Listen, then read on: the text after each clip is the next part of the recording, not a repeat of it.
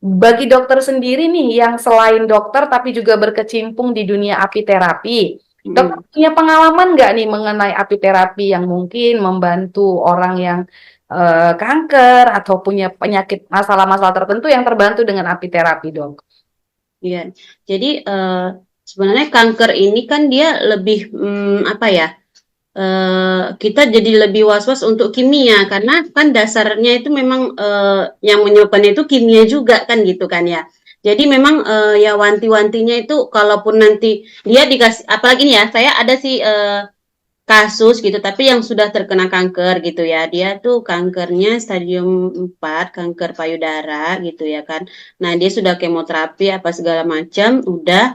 Jadi bukan lagi dari tubuhnya masalahnya itu dari pengobatan itu sendiri yang terlalu membuat dia apa ya tertekan gitu sakit gitu karena kan efek dari kemoterapi itu sangat luar biasa ya nggak bisa makan nggak bisa apa namanya lemes muntah gitu kan nah jadi saya eh, ada saya sudah kenal apiterapi ini sekitar 5 tahunan gitu ya kan.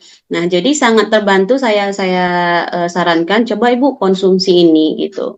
Nah, ini insya Allah alami karena memang sudah diteliti dan dari buku MIM sendiri, buku bidang kedokteran sendiri untuk yang meresepkan obat juga kita boleh meresepkan itu ya, ada tertera di situ. Dan itu sangat membantu ya, alhamdulillah. Kalau dia misalnya mau jadwal kemoterapi, dosisnya kita naikkan. Itu ada namanya Propoelix ya, Propoelix. Dan Propoelix kalau di HDI itu ada dua macam. Ada yang memang Propoelixnya murni, itu khusus untuk mencegah biasanya ya kan. Yang merah ada juga Propoelixnya itu yang plus memang untuk penderita kanker atau yang seperti saya tadi yang waspada kanker gitu, waspada kanker. Jadi karena kelebihannya itu kalau yang plus ini mengandung jamur shiitake juga gitu. Jamur dari Jepang ini kan dia memang udah dari dulu terkenal sangat bermanfaat untuk antioksidan gitu, untuk mencegah apa kanker ya. Nah, jadi kalau sebelum kemoterapi ya dosis biasa, tapi kalau dia mau kemoterapi saya naikkan terus saya kasih madu sama apa namanya itu eh, polenergi. Nah, polenergi. Nah, itu dia jadi nggak terlalu mual gitu. Malah itu sangat lebih bermanfaat dibanding obat mualnya sendiri gitu, obat mualnya sendiri. Oh, Nah, terus nanti kalau pasca setelah kemoterapi dia juga nafsu makannya ada gitu. Nah, itu yang yang kita bantu dari produk-produk HDI ini gitu. Nah, kalau misalnya apa namanya pengobatannya menghapuskan sel-selnya itu kan memang tidak bisa secara langsung kan, itu ya. kan prosesnya juga lama.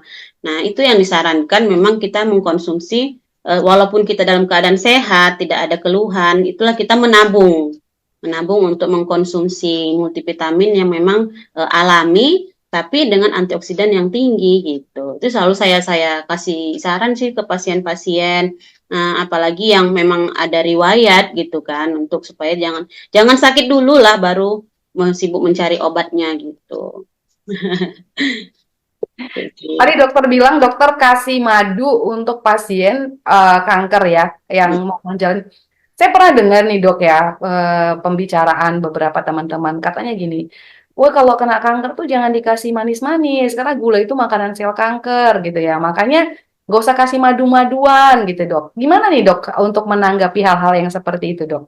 Nah, itu sih ya balik lagi ya ke awalnya. Toh gimana dia mau survive ya, mau mau mau bisa bertenaga kalau dia nggak minum yang ada mengandung energi gitu. Nah, itu salah sebenarnya. Ya tadi tadi itu yang nggak boleh itu gula, yang gula langsung, yang memang apa namanya, yang berlebihan itu yang nggak boleh ya, berlebihan. Terus ada yang lebih parah dari gula itu sendiri, yang misalnya gula apa ya gula minuman kaleng makanan kaleng yang tersirat gitu kan padahal itu sudah tinggi kadar gulanya gitu makan-makan itu sih sebenarnya yang lebih tidak boleh lagi gitu kalau gulanya minuman manis manis yang gimana dulu gitu kan sedangkan manis itu kan gula memang diperlukan sebagai energi membentuk sel gimana mau sembuh gitu maksudnya kan ada di sel itu sendiri kan harus apa namanya tuh supaya sembuh di dalam gitu ya kan, di luar dia bisa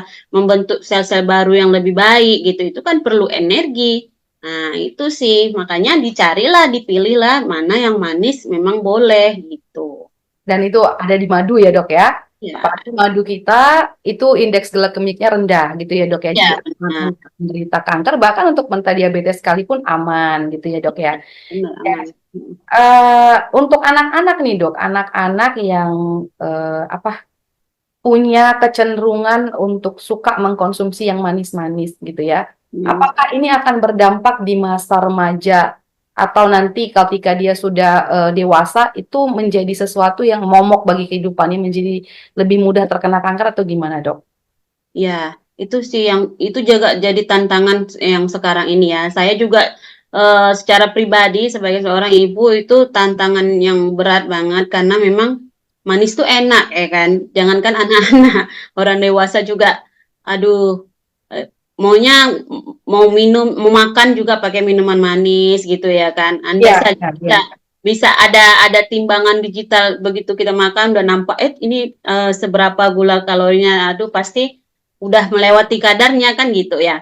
Makanya itu juga sih ya memang harus ada koordinasi dari rumah lah gitu ya kan, harus bicara ke anak-anak. Dan saya pikir sekarang kan banyak juga ya dari apa sosmed, internet, anak-anak juga boleh diperkenalkan juga tentang bahaya gula ini gitu.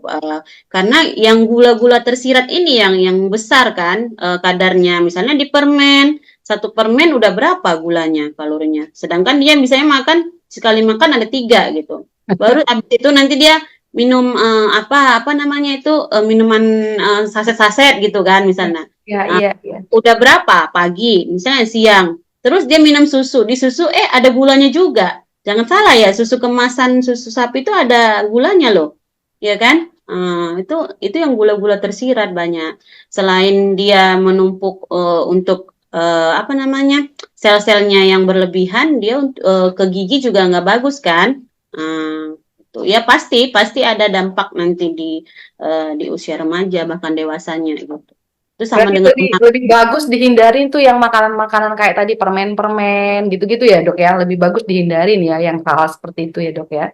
iya, makanya kan sekarang ya caranya gimana? Kita nggak mungkin kan anak nggak jajan gitu ya. Paling amannya ya buat sendirilah di rumah ya kan. Buat Ya cemilan sendiri ya. buat cemilan sendiri yang kita udah tahu kadar gulanya mau kita atur kan gitu kan. Ya jangan terlalu manis atau makanan yang kita ganti ke yang substitusi lah gitu bisa diselang-seling gitu. Nah, palingan gitu. Terus ya kalau minum susu pun dia kita harus betul-betul pilih susunya, brand susunya yang mana kadar gulanya rendah. Bahkan kan sekarang malah kan di apa disarankan sih lebih baik kan ke susu UHT ya daripada susu bubuk gitu. Iya, iya, iya, iya, iya. UHT kan dia memang murni susu.